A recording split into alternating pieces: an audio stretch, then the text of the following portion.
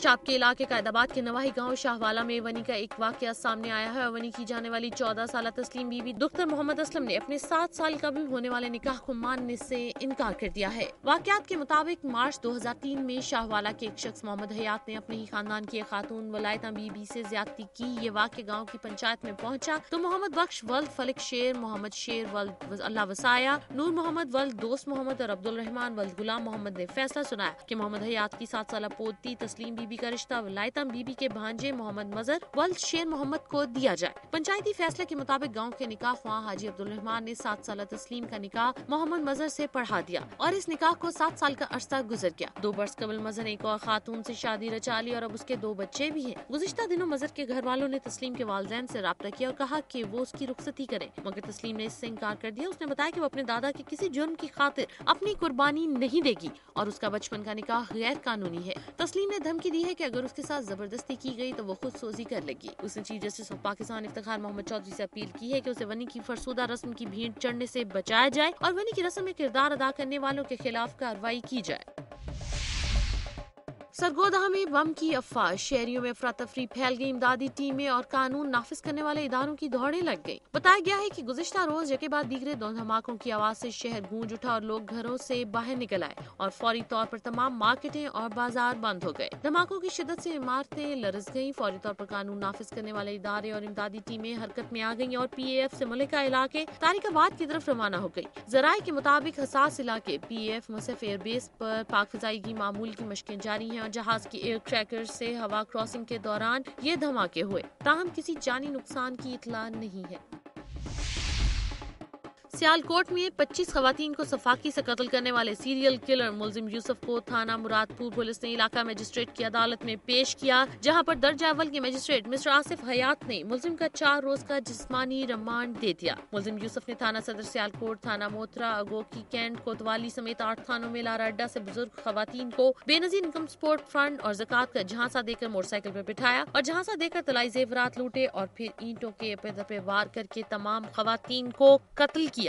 S P investigation ناصر قریشی نے دنیا news سے گفتگو کرتے ہوئے کہا کہ جس طرح ملزم نے بزرگ خواتین کو قتل کیا، اس طرح کی واردات پہلے کبھی بھی دیکھنے میں نہیں آئی۔ خدشہ ہے کہ ملزم نے گجرات، ناروال، منڈی بہاؤالدین اور سیالکوٹ سمیت گوجرانوالہ ڈویژن کے مختلف اضلاع میں بھی اسی طرح کی وارداتیں کی ہوں گی، جس کے بعد سینئر پولیس افسران سے مشاورت کے بعد ملزم یوسف سے تفتیش کا دائرہ کار بڑھایا جائے۔ فیصل آباد میں پیٹرول کی قلت برقرار رہی، جس سے شہریوں کو شدید دشواریوں کا سامنا کرنا پڑا۔ اکثر پیٹرول پمپس پر موٹر سائیکل سوار پیٹرول حاصل کرنے کے لیے قطاریں بنائے انتظار کرتے رہے، جبکہ کئی مقامات پر پیٹرول پمپ بند رہے، جس کے باعث لوگ پیٹرول کی تلاش میں ایک سے دوسری جگہ پھرتے رہے۔ اس حوالے سے پیٹرول پمپ مالکان کا کہنا ہے کہ وزیر اعظم کی طرف سے نوٹس لینے کے بعد صرف پی ایس او کی طرف سے سپلائی بہتر ہوئی، جبکہ باقی کمپنیوں کی طرف سے ابھی بھی سپلائی بحال نہیں کی گئی۔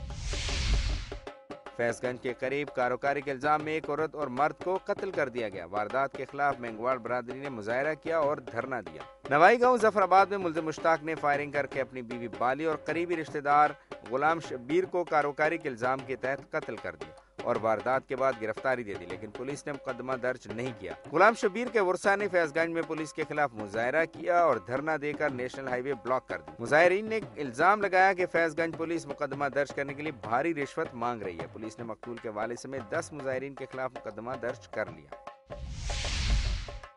بھیرا روڈ پر گدا گاڑی سے براتیوں کی بس ٹکرا کر الٹنے سے ایک شخص ہلاک جبکہ 22 افراد زخمی ہو گئے۔ زخمیوں میں سے 5 افراد کی حالت نازک بتائی جاتی ہے۔ بھابرا سے اسلام پورہ ہاتھی ونڈ جانے والی بارات واپس آ رہی تھی کہ بس تیز رفتاری کے باعث گدا گاڑی سے ٹکرا گئی، جس کے نتیجے میں ایک شخص ہلاک ہو گیا۔ زخمیوں میں ذیشان، محمد ارسلان، مناور، شہزاد، فہیم عباس، امجد، مظہر، غلام رشید، عمیر طارق، توقیر طارق، امتیاز، سلان، تنویر، نظر اور تنویر وغیرہ شامل ہیں۔ زخمیوں کو تحصیل ہیڈ کوارٹر ہسپتال بھلوال منتقل کیا گیا ہے۔ اس موقع پر بھلوال ہسپتال کے عملہ نے ایمرجنسی میں زخمیوں کو فوری طور پر طبی امداد فراہم کی۔ کالا باغ کے عیسیٰ خیل ڈگری کالج میں وطن کارڈز کی تقسیم کے دوران متاثرین سیلاب اور پولیس کے درمیان ہنگامہ آرائی ہوئی۔ متاثرین سیلاب پر پولیس کا زبردست لاٹھی چارج اور فائرنگ، ایک شخص شدید زخمی ہو گیا۔ میاں والی میں وطن کارڈز کی تقسیم کے 2 سینٹر میاں والی اور عیسیٰ خیل میں بنائے گئے ہیں۔ گزشتہ روز علاقہ کلور میں اعلانات کرائے گئے کہ متاثرین عیسیٰ خیل میں آ کر وطن کارڈز وصول کریں۔ جب متاثرین وطن کارڈز کے لیے وہاں پہنچے تو وہاں انہیں بتایا گیا کہ آپ کے نام لسٹوں میں شامل نہیں ہے، تو متاثرین نے احتجاج شروع کر دیا۔ دیا۔ اس دوران پولیس نے لاٹھی چارج شروع کر دیا اور 8 مظاہرین کو گرفتار کر لیا۔ ہنگامہ آرائی کے دوران نادرا کے تمام کمپیوٹرز اور کیمرے ٹوٹ پھوٹ گئے اور نادرا کے مینیجر عثمان مجید بھی زخمی ہو گئے۔ مشتعل افراد کے جوابی پتھراؤ کے نتیجے میں 2 پولیس اہلکار سر اور جسم پر اینٹیں لگنے کی وجہ سے زخمی ہو گئے، جبکہ پولیس کے لاٹھی چارج کی وجہ سے مزید 5 افراد زخمی ہوئے۔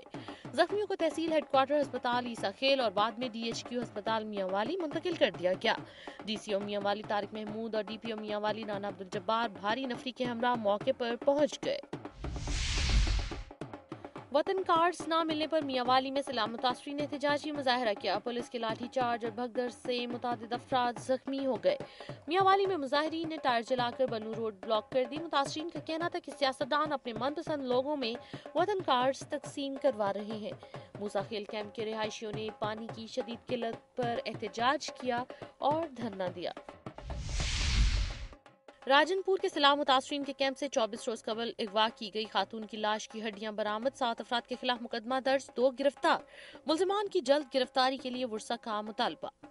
اطلاعات کے مطابق راجن پور کے یونیورسٹی کیمپس میں 17 رمضان المبارک کو 5 بچوں کی ماں 40 سالہ رقیہ مائی کو نامعلوم افراد نے اغوا کر لیا، جس کی لاش گزشتہ روز بستی ڈاہا میں گنے کے کھیت سے ملی۔ خاتون کو اس کے کپڑوں کی وجہ سے شناخت کیا گیا کیونکہ گنے کے کھیت سے خاتون کی مسخ شدہ لاش کے حصے اور کھوپڑی برآمد ہوئی ہے۔ سٹی پولیس نے مدعی غلام شبیر کی رپورٹ پر 7 افراد کے خلاف مقدمہ درج کر کے 2 افراد محمد ظفر اور محمد سلیم کو گرفتار کر لیا ہے۔ مدعی نے دیگر ملزمان محمد رمضان، امان اللہ، سیف اللہ، سجاد اور خلیل کو فی الفور گرفتار کرنے کا مطالبہ کیا ہے۔ پولیس کے مطابق ملزمان نے مخالفین کو پھنسانے کے لیے خاتون کو قتل کر کے ان کے گھر کے قریب پھینک دیا تھا۔ مسلم لیگ کاف کے رکن قومی اسمبلی چودھری لیاقت عباس بھٹی نے کہا ہے کہ موجودہ حکمران عوام کو آٹے چینی کے بحران کے علاوہ کچھ نہیں دے سکے۔ مسلم لیگ کاف نے اپنے دور اقتدار میں کوئی بحران پیدا نہیں ہونے دیا، جبکہ اس وقت عوام سخت بحرانوں کا شکار ہو چکی ہے۔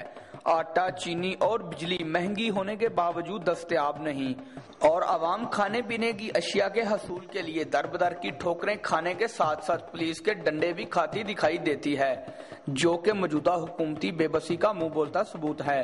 وہ پنڈی بٹیاں کے نواحی قصبہ میں سوئی گیس کی افتتاحی تقریب سے خطاب کر رہے تھے۔ تقریب سے سابق رکن قومی اسمبلی چودھری مہدی حسن بٹی، سابق صوبائی وزیر ثقافت چودھری شوکت علی بٹی، سابق ضلع ناظم چودھری مبشر عباس بٹی اور سابق ناظم نانوانا چودھری سکندر نواز بٹی نے بھی خطاب کیا۔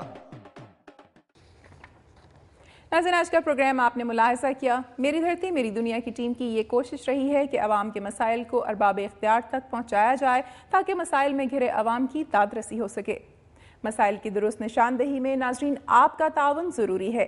اپنی تجاویز اور آراء کے لیے ہمارا ای میل ایڈریس نوٹ کر لیں، mdmd@duniatv.tv۔ پروگرام کا وقت ختم ہو رہا ہے، پھر حاضر ہوں گے عوامی مسائل کا جائزہ لیتی خبروں اور رپورٹس کے ساتھ۔ اپنی میزبان امینہ خان اور میری دھرتی میری دنیا کی ٹیم کو اجازت دیجیے۔ اپنا بہت خیال رکھیے گا۔ اللہ حافظ۔